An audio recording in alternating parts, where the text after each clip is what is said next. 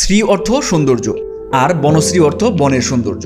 একই নামে গড়ে উঠেছে রাজধানীর একটি আবাসিক এলাকা, কিন্তু নাম এক হলেও কাজে কোনো মিল নেই। বন তো দূরের কথা, গাছের অস্তিত্বই তেমনভাবে নেই। পাশাপাশি ধুলোবালি দূষিত করে রেখেছে অঞ্চলটির পরিবেশ। বিষয়টি অনুভব করতে পেরেছিলেন শারমিন মোরশেদ। বনশ্রীকে সবুজে ভরিয়ে তুলতে নিজের বাড়ির ছাদে গড়ে তোলেন বাগান।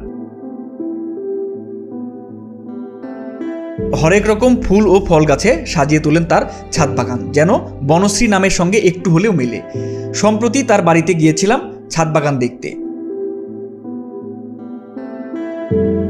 বাড়ির 2 তলা ছাদ সাজিয়েছেন হরেক রকম গাছ দিয়ে।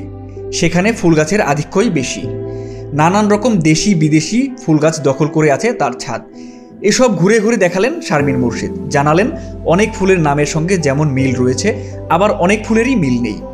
এর মধ্যে রয়েছে সাদাবাহার রোজ, ক্যালিফোর্নিয়া ড্রিমিন, ক্যালকাটা 300 রোজ, midnight blue rose, cherry perfect রোজ, ব্ল্যাক প্রিন্স রোজ, ইরানি গোলাপ, আইস ফর ইউ রোজ সহ নানান ধরনের ফুল। আরও আছে হরেক রকম ফল গাছ।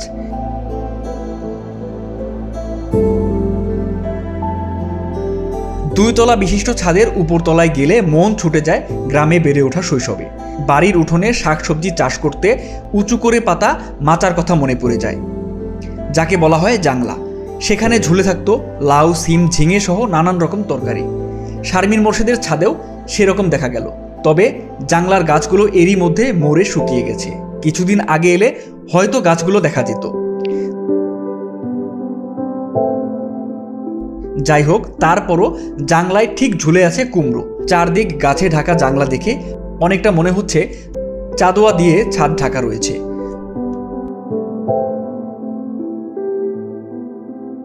কাঠখোট্টা এই শহরে সুনীল গঙ্গোপাধ্যায়ের কবিতা ছাড়া কোথাও পদ্ম খুঁজে পাওয়া যায় না। তবে শারমিন মোরশেদ নিজের ছাদে রেখেছেন পদ্ম।